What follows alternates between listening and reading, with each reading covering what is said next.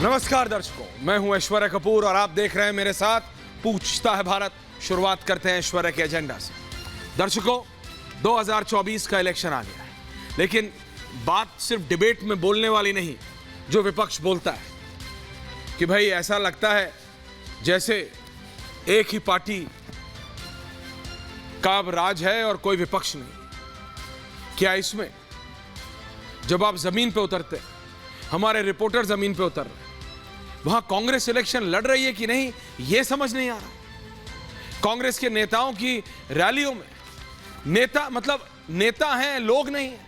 प्रियंका गांधी, जो कहा जाता है कि राहुल गांधी भी फेल हो गए तो प्रियंका गांधी चलेंगी, उस प्रियंका गांधी वाड्रा की रैली में कुर्सियां खाली पड़ी हैं और वो विजुअल नहीं चला रहे हैं शर्मा। लेकिन शर्मा जी आपकी पसंदीदा नेत्री हो सकती हैं, लेकिन जनता को तो सच दिखाइए, वो तस्वीरें चलाइए।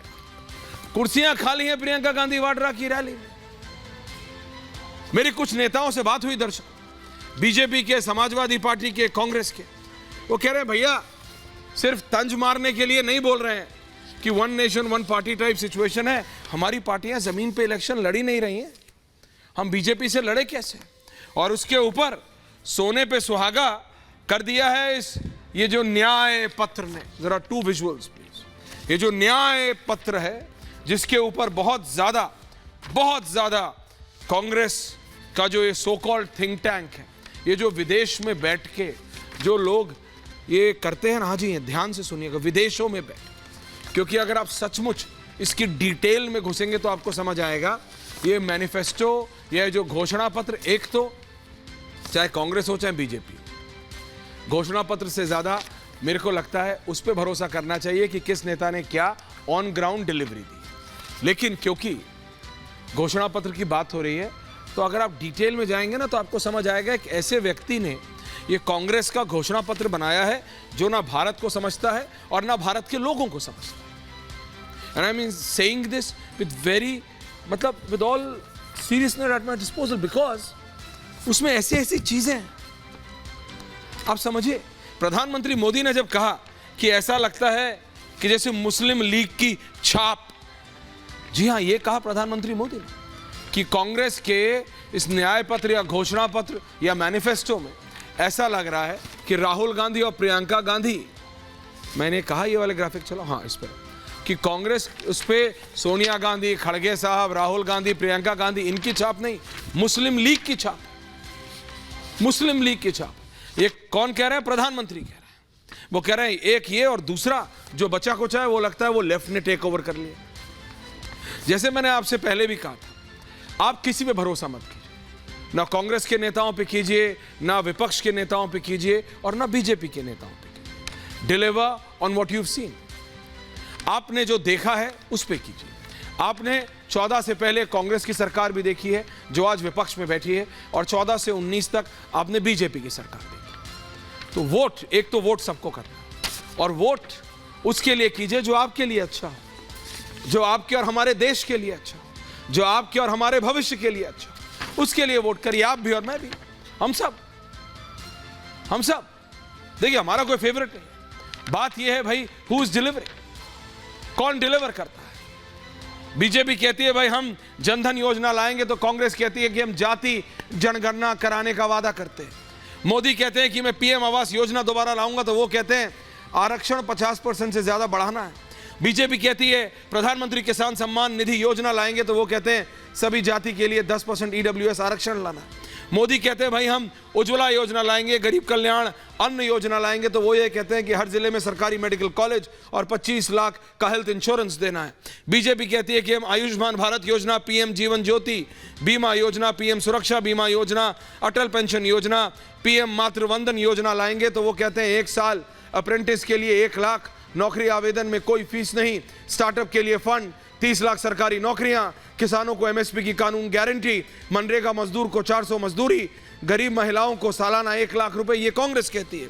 तो उसके काउंटर पे मोदी कहते हैं, बीजेपी कहती है कि हम startup India, stand up India लाएंगे और लाएंगे नहीं, ला के दिखाया है। वो कहते हैं बेटी बचाओ बेटी पढ़ाओ, वो कहते हैं फ्री सिलाई मशीन योजना, वो कहते हैं महिला शक्ति केंद्र योजना, सुकन्या समृद्धि योजना, पीएम मुद्रा योजना, पीएम कौशल विकास योजना, पीएम स्वनिधि योजना, हर घर जल योजना। तो कांग्रेस कहती है हमारा भी सुन लो, हम लाएंगे 2025 तक महिला आरक्षण लागू करेंगे, राज्य सरकारों के साथ इंदिरा कैंटीन, ईवीएम का वीवीपैट पर्ची से मिलान होगा, दल बदल पर एमएलए एमपी की सदस्यता खत्म होगी, केंद्रीय एजेंसियों की शक्तियां कम करना, चीन घुसपैठ पर घेरेंगे, राष्ट्रीय शिक्षा नीति संशोधन करेंगे।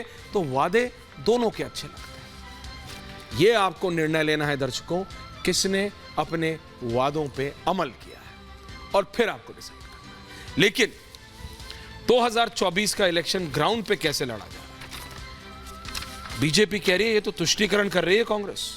वो कह रहे भाई मुस्लिम लीग की याद आती, और इस जरा याद कीजिएगा क्या कहा, ये जो 3 कंपेयर और उसके बाद डिबेट पे जा रहा हूं। मुस्लिम लीग ने क्या कहा था? अंग्रेजों ने सत्ता मुस्लिमों से ली है, इसलिए सत्ता मुसलमानों को मिले। मनमोहन सिंह जी ने कहा देश के संसाधनों पर पहला हक मुसलमानों का, माइनॉरिटीज का, ये कहा था टू बी एग्जैक्ट। न्याय पत्र पे प्रधानमंत्री कह रहे हैं भाई न्याय पत्र में ज्यादातर मांग AIMPLB की है। तो किस तरफ जा रहा है? बात सिर्फ इतनी है कि किसका वादा आपको लगता है कि वो पार्टी अपना पूरा करेगी। मेरे साथ पूरा पैनल है, स्पेशल रिपोर्ट है तो मैं वो स्पेशल रिपोर्ट चला रहा हूं, और नहीं है तो मैं अपने पैनल पे जा रहा हूं।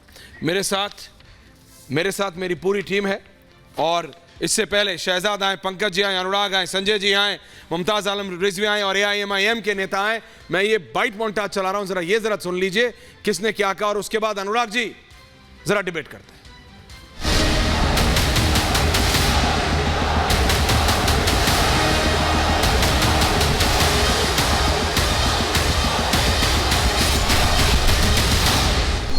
ये मैनिफेस्टो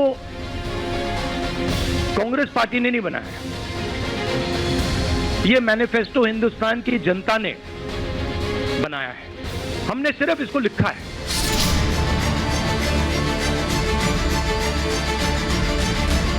कांग्रेस के घोषणा पत्र में पूरी तरह मुस्लिम लीग की छाप है। आज पूरे विपक्ष पर हमला है। 2 मुख्यमंत्री जेल में हैं। कहते हैं भ्रष्टाचार पर वार है, लेकिन सब भ्रष्टाचारी अपनी पार्टी में इकट्ठा कर रहे हैं। एक तो करेला, दूसरे नीम चढ़ा। एक तो परिवारवादी पार्टी और दूसरा उतना ही भ्रष्टाचारी पार्टी। यह देश सिर्फ चंद लोगों की जागीर नहीं है। मोदी जी खुद को महान मानकर देश और लोकतंत्र की मर्यादा का चिरहरण कर रहे हैं। लेकिन कांग्रेस के लोग समझ ले, आप जितना कीचड़ उछालोगे ना, जितना कीचड़ उछालोगे, कमल उतना ही ज्यादा खिलने वाला है।